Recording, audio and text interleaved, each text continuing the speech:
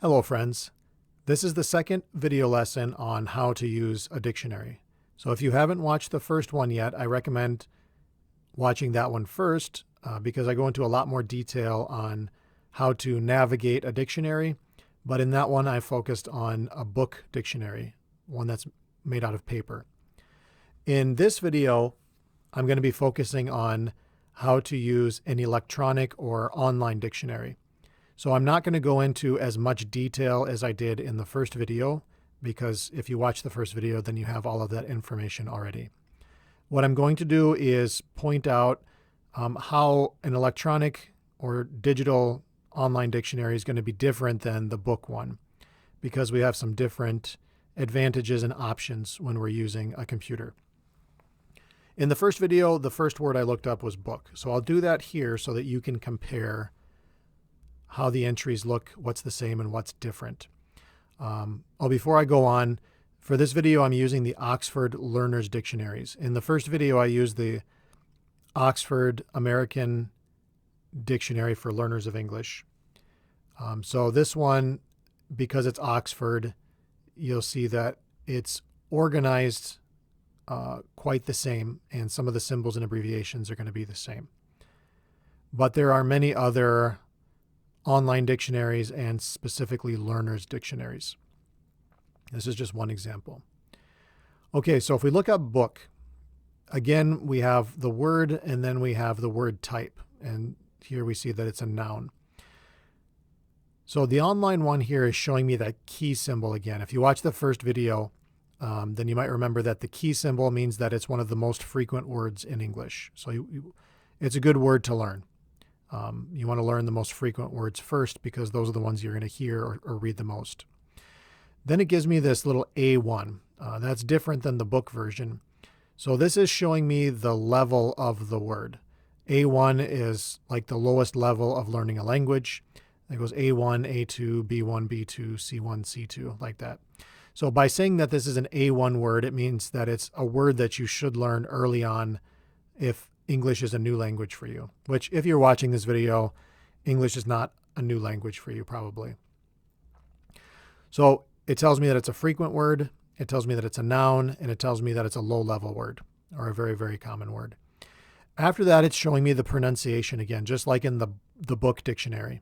The advantage that the online one has is that you can actually hear the word pronounced, and you'll see they've got two different pronunciations. The first one says BRE, and that means British English. The second one is, it looks like name, but it's NAME. So this is North American English, because sometimes for some words, there's going to be a difference in the pronunciation. So I'll play each of them now, and so you can hear the difference.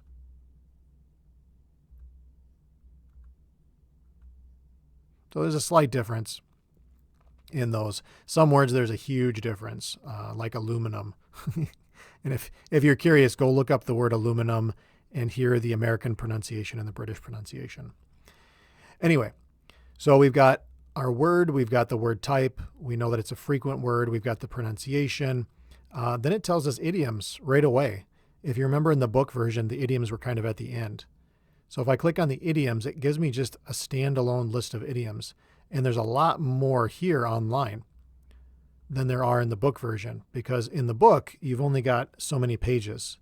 But on the online one, you're basically unlimited for the amount of space that you can use up. So one of the advantages of a digital dictionary or an online dictionary is it will give you a lot more extra information, like example sentences, idioms, things like that. So then we get to our first definition for a printed work.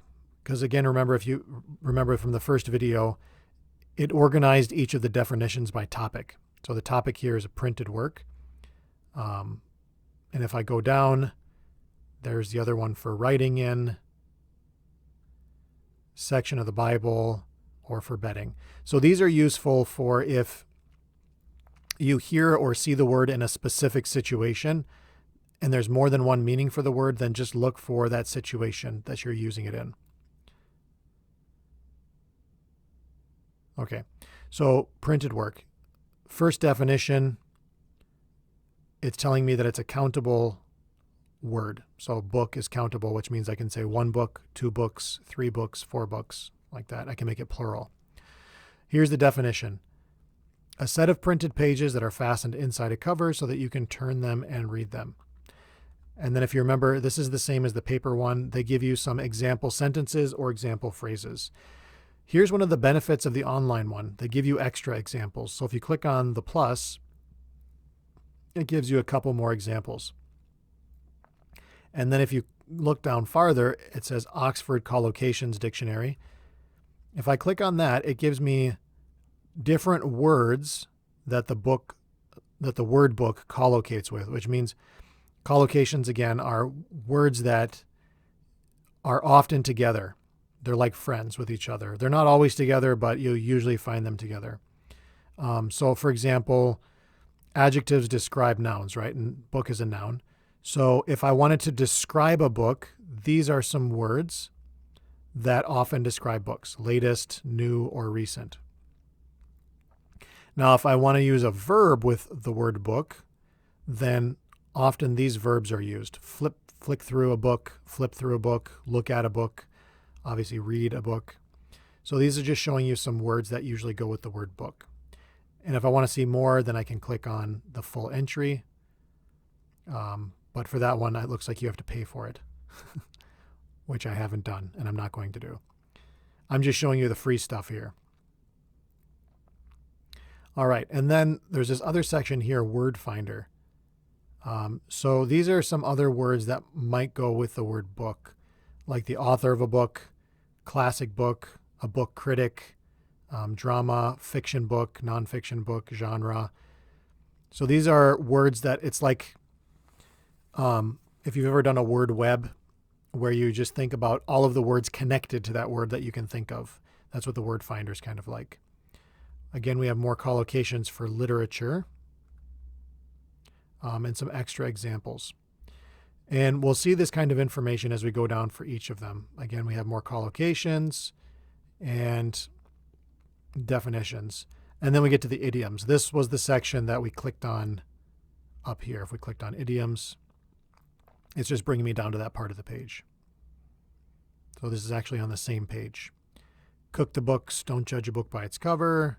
Every trick in the book, have your head or nose in a book. So idioms are fun to learn because they're phrases that native speakers often use. And there's a lot of them here, you can see. There's a lot of idioms that go with the word book, which we didn't have this many in the paperback dictionary that we looked at in the first video. So this is another advantage of the online one.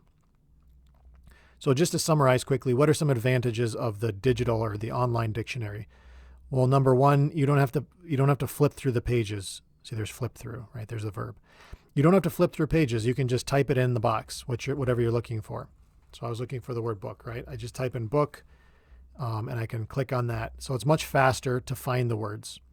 What's another advantage? You can hear the word pronounced. You couldn't do that with the book version. What's another advantage? You get a lot more examples and extras like collocations and idioms than you'll get in the book version of the dictionary. Now, what's the downside or the negative of the online one? Well, because it's online, you have to have an internet connection. So if you don't have an internet connection or you don't have a smartphone, then obviously you can't use this one. So having a book, like if you're in a classroom or something without your phone or without internet, then having the book version of the dictionary is useful. Also, the book included some pictures and diagrams, and I don't see any kinds of pictures or diagrams here. So the book has some benefits and the online one has some benefits. But with the online one, you're just going to get a lot more examples, details, and you can listen to them, the pronunciation. So let's look up the word read, because we did that in the other video too. So again, we see the word, we see what kind of a word it is, we see that it's a low-level word. Again, we can hear the pronunciation. It gives me a choice to look at idioms or phrasal verbs. We can look at the different forms of the verb and hear the pronunciation. So this was something that we couldn't do in the paper one, the paper dictionary. it's showing me the pronunciation not just for the main word, the head word, but it's also showing me the pronunciation for the different forms of the verb, like read, reads, read, read, or reading.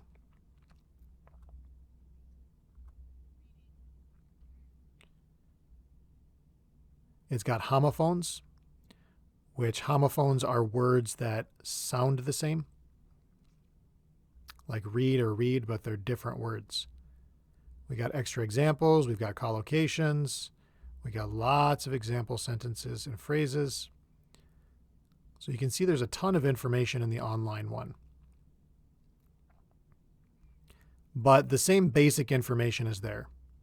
The basic information is the word type, the pronunciation, the definition, and the example sentences. That's pretty much the same for all dictionaries. And then let's look at analyze, because we did that in the paper one.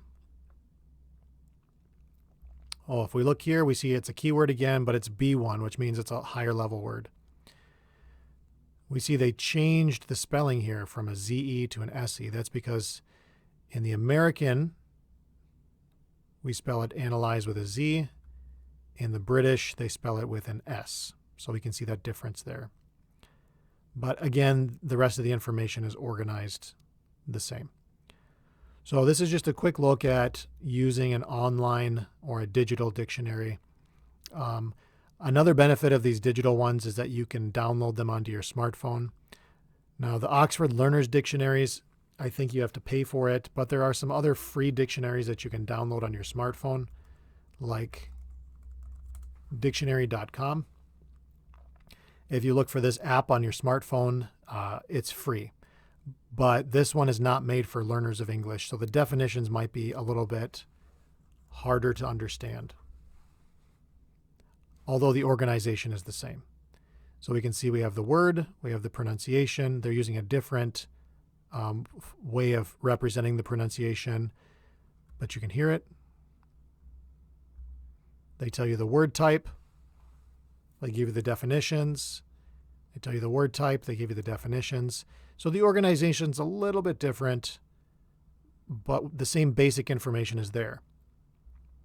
But this one, if you look at it, you can see it's missing a lot of the information that the other dictionary had. Because this one is made for learners of English. It's a learner's dictionary. That's why it gives you so many example sentences and extra information like collocations and idioms and things. All right, so that's it for this video. If you want to use this dictionary that I'm showing in the video, it's oxfordlearnersdictionaries.com. If you want the free one that I was showing you over here, then just on your smartphone in the App Store, look up dictionary.com. And the dictionary.com, if you go into that app, there's a button you can click that will actually include a thesaurus. And a thesaurus gives you the synonyms and antonyms of a word. And that's all for free. All right. Thank you for watching.